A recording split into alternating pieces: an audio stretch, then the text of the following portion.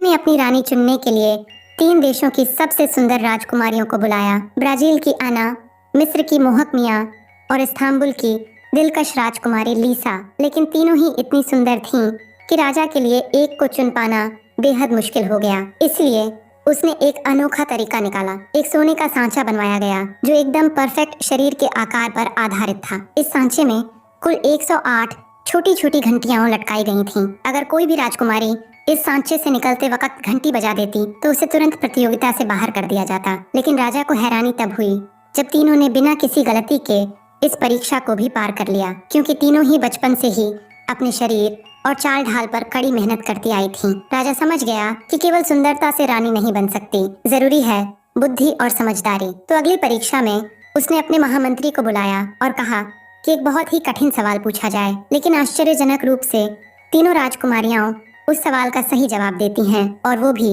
अलग अलग दृष्टिकोण से। अब राजा और भी उलझ गया। आखिरकार उसने तीसरी और सबसे कठिन परीक्षा का ऐलान किया, साहस की परीक्षा। एक मेज पर 3 शराब के प्याले रखे गए। राजा ने बताया कि उनमें से किसी एक प्याले में जहर है और अगर रानी बनना है तो उस जोखिम को उठाना होगा। फिर राजा ने 3 कैदियों को लाया और एक को जहर मिला प्याला पीने को कहा। कैदी ने जैसे ही पिया वो तुरंत मर गया। यह देखकर लीसा का चेहरा पीला पड़ गया। इससे पहले कि राजकुमारियां कुछ सोचती, राजा ने सैनिकों को आदेश दिया कि तीनों की आंखों पर काले कपड़े बांध दिए जाएं। फिर प्यालों को बदल बदल कर रख दिया गया। सब कुछ गड़बड़ाने के बाद आंखों से पट्टी हटाई गई। राजा ने कहा, मैं किसी को मजबूर नहीं करूंगा। अगर अब भी कोई पीछे हटना चाहता है तो अभी भी समय है। इतना सुनते ही मिस्र की राजकुमारी मिया ने हाथ जोड़ लिए और बोली, माफ करिए पर मैं अपनी जान दांव पर नहीं लगा सकती। अब प्रतियोगिता में सिर्फ 2 राजकुमारियां बची थीं, एना और लीसा। दोनों ही पीछे हटने को तैयार नहीं थीं और बोली कि वे आखिरी तक मुकाबला करेंगी। खुद को बहादुर साबित करने के लिए लीसा सबसे पहले मेज की ओर बढ़ी। वह जरूर रानी बनना चाहती थी, लेकिन इस स्थिति में उसका आत्मविश्वास डगमगा गया। काफी सोच विचार के बाद उसने एना से कहा कि वह पहले पिए। एना ने बिना डरे झट से एक प्याला उठाया और बिना हिचकिचाहट के पी गई। जब उसे कुछ नहीं हुआ तो लीसा को बहुत पछतावा हुआ। अब उसका मन डर और असमंजस से भर गया। उसने प्याला तो उठाया लेकिन होठों तक नहीं ला सकी। आखिरकार हार मानकर प्रतियोगिता से बाहर हो गई। लेकिन वहां पर सबको चौंकाते हुए एना ने न सिर्फ पहला प्याला पिया बल्कि दूसरा भी उठाकर पी लिया, और फिर तो उसने तीसरा प्याला भी बिना सोचे पी डाला।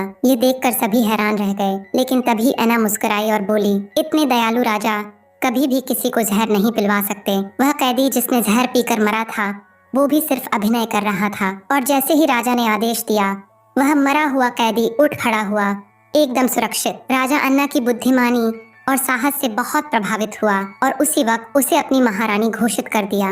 लेकिन राजा को क्या पता था कि जिसे उसने इतने सोच समझकर रानी चुना वही कुछ ही दिनों में उसे धोखा देगी। दरअसल राजा की नवविवाहित रानी एना ने किसी और से रिश्ता बना लिया। राजा को जब ये पता चला तो वह गुस्से से तिलमिला उठा। उसने एना को दंड देते हुए दासों के हवाले कर दिया। असल में हुआ यूं था कि जब एना का काफिला राजमहल की ओर लौट रहा था, रास्ते में डकैतों के गिरोह ने उन पर हमला कर दिया। डकैतों का सरदार एना की सुंदरता देख दीवाना हो गया और उसे अगवा कर लिया ताकि उसे अपनी पत्नी बना सके। लेकिन सौभाग्य से एना की एक दासी किसी तरह भाग निकली और उसे गश्ती कर रहे शाही घुड़सवारों के कप्तान ने देख लिया। जब कप्तान को एना के अपहरण की खबर मिली तो उसने तुरंत अपनी सेना के साथ उसका पीछा शुरू किया। कई मील की यात्रा और कड़ी मेहनत के बाद अंत में उन्हें डकैतों का ठिकाना नजर आया। कप्तान निक ने तुरंत हमला करने का आदेश दिया। डकैतों ने लड़ने की कोशिश की लेकिन उनके सामने शाही सैनिक कहाँ टिकते। थोड़ी ही देर में डकैतों की हालत खराब हो गई। ये सब देख डकैतों का सरदार घबरा गया और वह एना को लेकर भाग निकला। डकैतों का सरदार एना को लेकर एक ऊंचे और दुर्गम पहाड़ी इलाके में छिप गया था। जब नायक और उसके सैनिक वहां पहुंचे तो वे सिर्फ पहाड़ी के नीचे तक ही पहुंच सके। इलाके की भौगोलिक स्थिति का जायजा लेने के बाद नायक को समझ में आ गया कि अगर उन्होंने सीधा हमला किया तो कम से कम आधी सेना मारी जाएगी। अपनी सेना को बेवजह मरने से बचाने के लिए नायक ने अकेले ही ऊपर चढ़कर डकैतों से बातचीत का फैसला किया। उसने डकैतों से साफ कहा कि वो एना को छोड़ दें। डकैतों का सरदार पहले तो हैरान हुआ लेकिन फिर बोला, 100 भेड़ों के बदले तुम अपनी रानी को वापस ले जा सकते हो। नायक इस अजीब मांग पर थोड़ा झिझका लेकिन तभी डकैतों ने उसे इशारा किया कि वह चाहे तो पहले एना को देख सकता है। और जैसे ही नायक ने एना पर एक नजर डाली वह उसकी सुंदरता में पूरी तरह डूब गया। बिना ज्यादा सोचे समझे उसने सौदा मंजूर कर लिया। डकैतों के चले जाने के बाद नायक खुद को रोक नहीं पाया। उसने ऐना का घूंघट हटा दिया और उसकी आंखों में देखते ही रह गया। उधर ऐना भी नायक की बहादुरी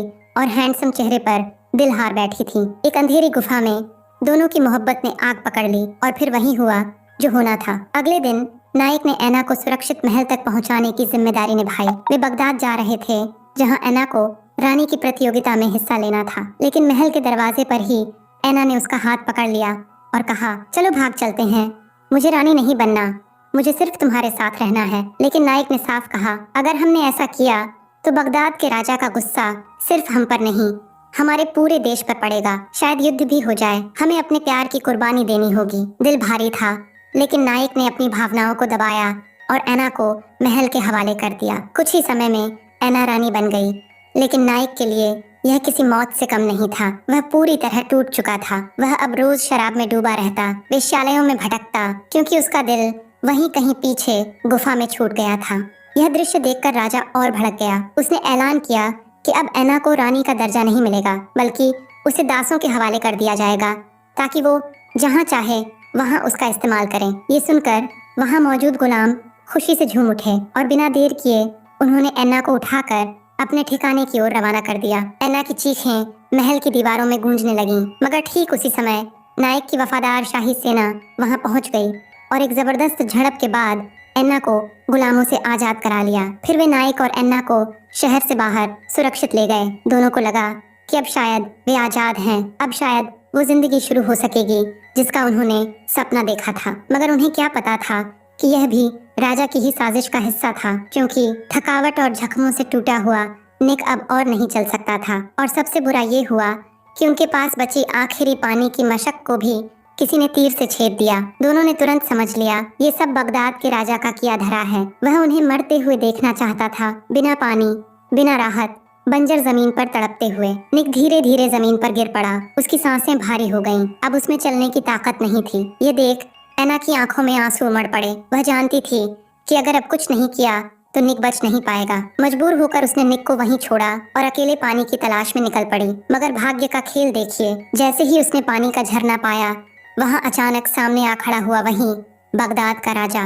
राजा ने मुस्कुराते हुए कहा, बस एक बार कह दो कि तुम निक को छोड़ने को तैयार हो। मैं न सिर्फ उसे जिंदा छोड़ूंगा, बल्कि तुम्हें फिर से अपनी रानी बना लूंगा। मगर ऐना की आंखों में अब कोई भ्रम नहीं था। उसने सीधे कहा, इस जीवन में मैं बस निक से प्रेम करती हूँ, चाहे कुछ भी हो जाए, मैं कभी वापस नहीं लौटूंगी। राजा हंसा और एक भारी थैली उसकी ओर उछाल दी, जिसमें खनखनाते सोने के ईंट भरे थे। जाते जाते उसने सिर्फ एक बात कही, तुम लौटोगी बहुत जल्द। अन्ना यह सब समझ नहीं सकी, पर जब वह निक को उठाकर किसी तरह एक नजदीकी गांव पहुंची, तब असली माजरा समझ आया। वहां कोई उन्हें पानी तक देने को तैयार नहीं था। यहाँ तक कि उसने अपनी पूरी सोने की थैली भी दे डाली। फिर भी गांव वाले डरे हुए थे। सब राजा से डरते थे। कोई उसकी बात काटने का साहस नहीं कर सका। अब ऐना के पास और कोई विकल्प नहीं बचा था। उसे वापस जाना पड़ा और जैसे ही वह बाहर आई, चारों तरफ से राजा की सेना ने घेर लिया। यह सारा खेल राजा पहले ही रच चुका था। मजबूर होकर वह फिर से उसके सामने पेश हुई। राजा आज भी उसकी सुंदरता और हिम्मत से मोहित था।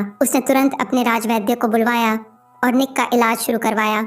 ये था उनका सौदा। जब निक को होश आया और उसे बताया गया कि ऐना ने अपनी आजादी देकर उसकी जान बचाई है, तो उसका दिल चीत्कार उठा। वह कुछ भी कर लेता, लेकिन ऐना को फिर से उस महल में नहीं भेजना चाहता था। मगर अब सब कुछ तय हो चुका था। निक अपने दल को लेकर दुखी मन से अपने देश लौट चला। ऐना को लगा कि शायद अब यह जीवन भर की जुदाई है, मगर नियति की चालें कौन समझ पाया है, क्योंकि उस समय बगदाद के महल में राजमहल के भीतर ही तूफान उठ रहा था और बहुत जल्द ऐना और निक की किस्मत एक बार फिर टकराने वाली थी। असल में बगदाद के राजा के सबसे विश्वास पात्र सेनापति ने गुपचुप तरीके से बगावत की योजना रच ली थी। रात के सन्नाटे में जब पूरा महल गहरी नींद में था, तभी उसने अपनी सेना के साथ अचानक हमला बोल दिया। पल भर में ही शाही महल उसके कब्जे में चला गया। राजा जैसे तैसे अपनी अंगरक्षक टुकड़ी की मदद से बच निकला। अब एक ही रास्ता था, निक के देश की ओर भागकर वहां से मदद मंगवाना। लेकिन गद्दार सेनापति इस बार कोई चूक नहीं चाहता था, इसलिए उसने खुद अपनी सेना लेकर उनका पीछा शुरू कर दिया। भागते भागते अचानक ऐना एक खतरनाक खाई में गिर गई, पर किस्मत ने साथ दिया। नीचे उसे दो बूढ़े साधुओं ने बचा लिया। जैसे ही होश में आई, ऐना ने ज्यादा वक्त बर्बाद न करते हुए उनसे एक घोड़ा मांगा और तुरंत निकल पड़ी। कई घंटों की कठिन यात्रा के बाद वो आखिरकार निक तक पहुंच गई। उसने रोते हुए निक से गुहार लगाई। राजा ने भले ही हम दोनों के रिश्ते को बार बार तोड़ा, लेकिन दिल से वो एक अच्छा शासक है। हमें उसकी मदद करनी चाहिए। निक ने बिना देर किए अपनी पूरी शाही घुड़सवार सेना को एकजुट किया और वापस बगदाद की ओर रवाना हो गया। बगदाद पहुंचते ही निक की सेना ने बागियों को धूल चटा दी। भयंकर युद्ध के बाद खुद निक ने गद्दार सेनापति को अपनी तलवार से मार गिराया। जब यह खबर राजा को मिली तो उसकी आंखों से आंसू छलक पड़े। उसने ऐना और निक दोनों से माफी मांगी और बोला, आज से तुम दोनों को कोई नहीं रोकेगा। जाओ, जी भर के एक दूजे को प्यार करो। इस तरह जिन्होंने जिंदगी की हर कसौटी को पार किया, वे दो प्रेमी आखिरकार एक दूसरे के हो गए।